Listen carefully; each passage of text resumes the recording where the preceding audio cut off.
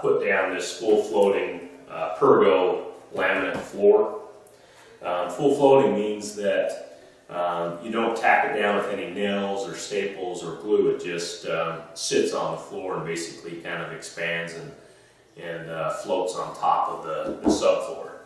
The particular laminate flooring that we're using today has the underlayment on the back of the laminate floor. The underlayment helps with making the floor a little bit softer to walk on and quiets it down a little bit. Some of the laminate flooring you buy won't have the underlayment on it, so that you'll put the underlayment down, which is basically a little pad, before you put the laminate floor down. This is a little bit easier in that it has the underlayment already on it, so that we can just put the laminate flooring down. Alright, before you get started, a little bit of preparation before you have the day that you're actually going to put the laminate flooring down. You want to put your laminate pieces, store them in the room that they're going to be installed in 48 hours before you actually start your project. It'll allow to adjust for temperatures and humidity levels.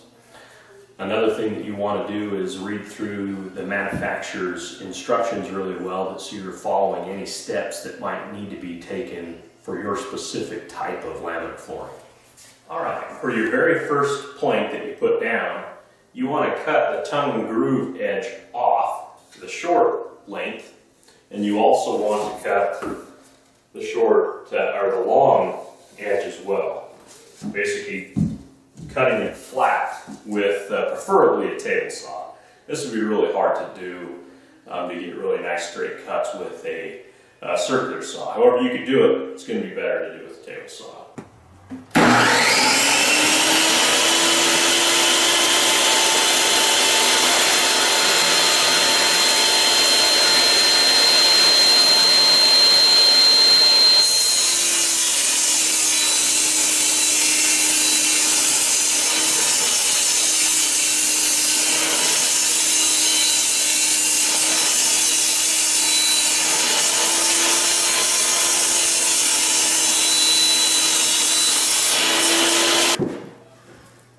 Alright, so in your first few pieces that you're putting down, we've got piece number 1 right here. This is our first cut.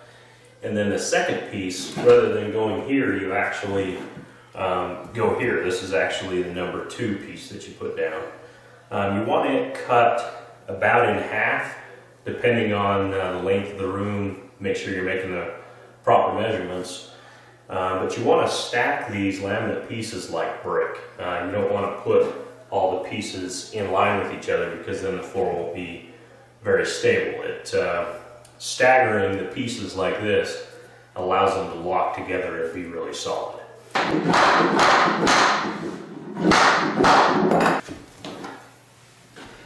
Alright, now take your pull bar, put along the edge like that. You've got this gap here that you've got to put together. Take your hammer,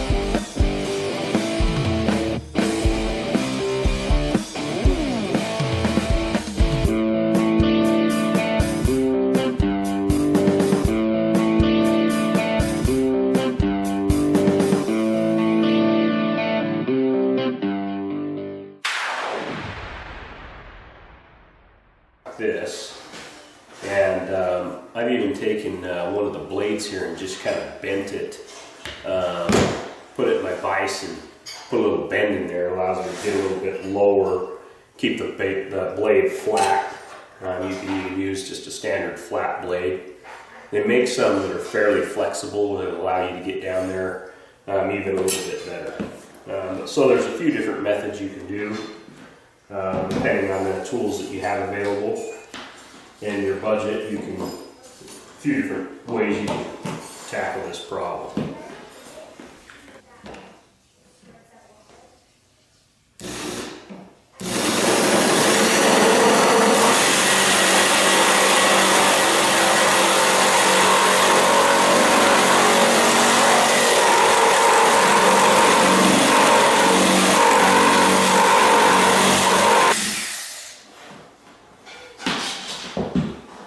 Alright, so that gives me enough there that I can get the trim piece underneath there. You may choose to cut even into the door jamb depending on how you're laying your laminate down. You may want to actually put the pieces underneath here as well. Alright guys, so we're at the point now that I'm reinstalling the trim along the baseboards. And there's a couple ways to attach the trim. You can do it with a standard finish nail and a hammer, or you can take a air compressed finish nailer to reattach the boards.